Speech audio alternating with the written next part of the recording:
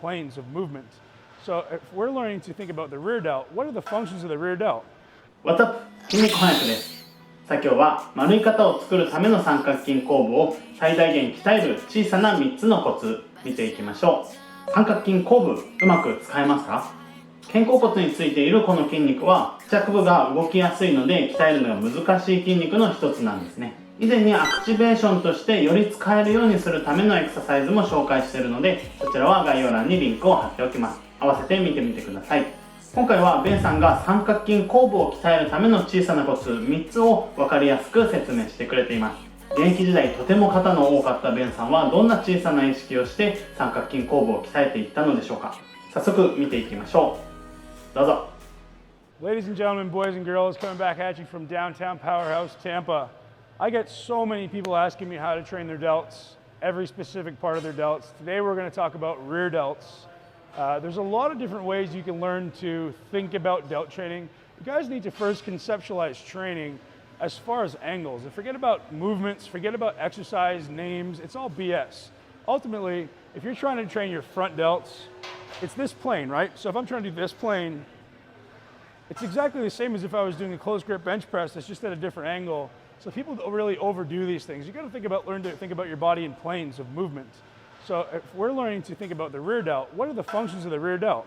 Rear delt functions to extend the glenohumeral joint at all these different planes. Okay, so how do we learn to isolate that particular movement as well as manipulate the strength curve in your benefit? So if we want to isolate the rear delt, knowing that it does all these different things, let's start with a shoulder flex position, taking you into extension.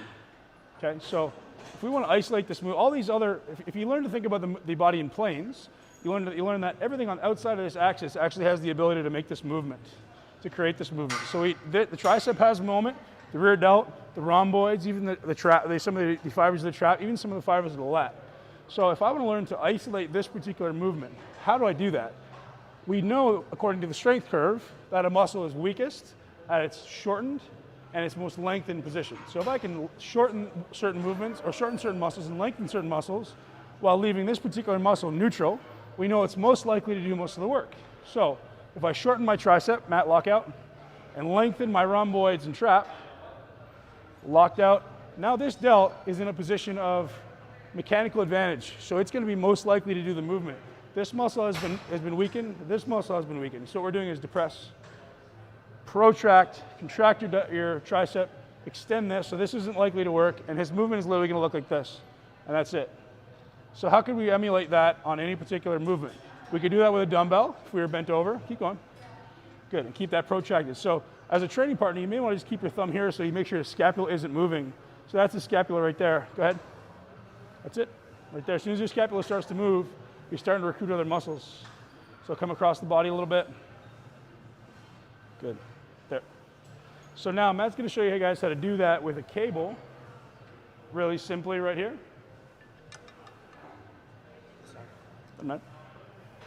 So his first thing is going to be protract, depress the shoulder, contract the tricep, come out. Boom, that's it.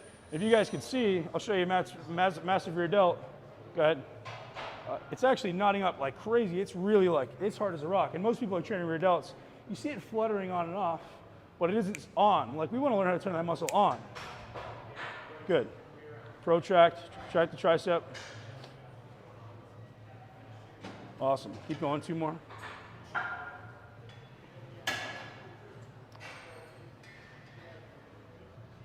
Okay, so now what we know about strength curves, just rest right there, Matt.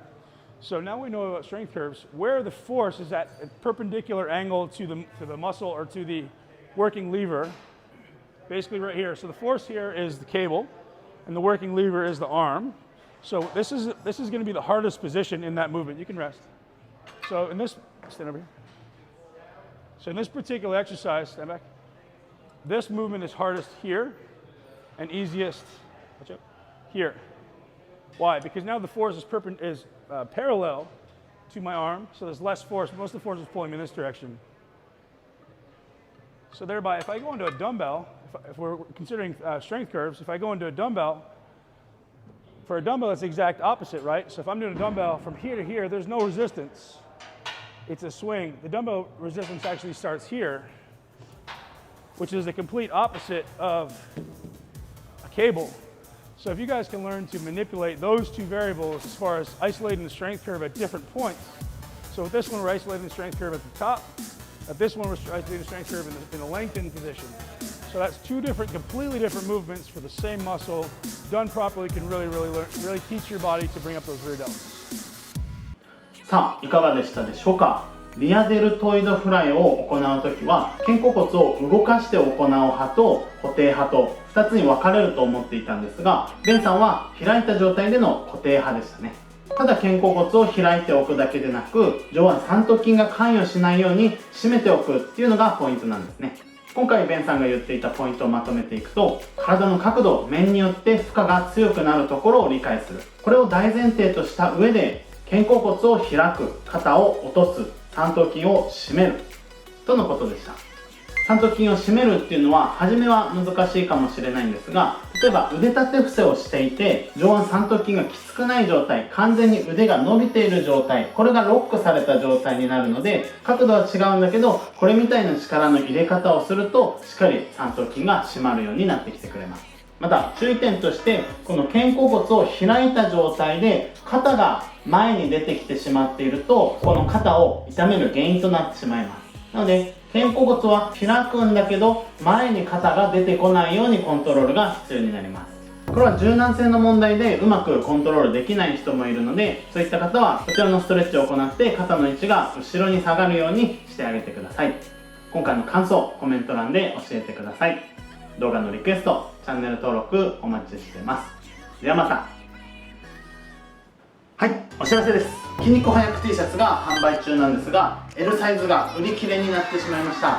僕が今着てるのは M サイズです。 S サイズと M サイズはまだ若干残りがあります。概要欄の販売ページから購入してください。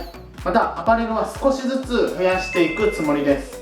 こんなの欲しいなどコメント欄でリクエストを教えてください。ここまで見ていただいてありがとうございます。これからもいろんな情報を発信していくので応援よろしくお願いします。ではまた。I won't look back when you're around. I won't think twice when you're gone. Don't hesitate to call me back, 'cause I won't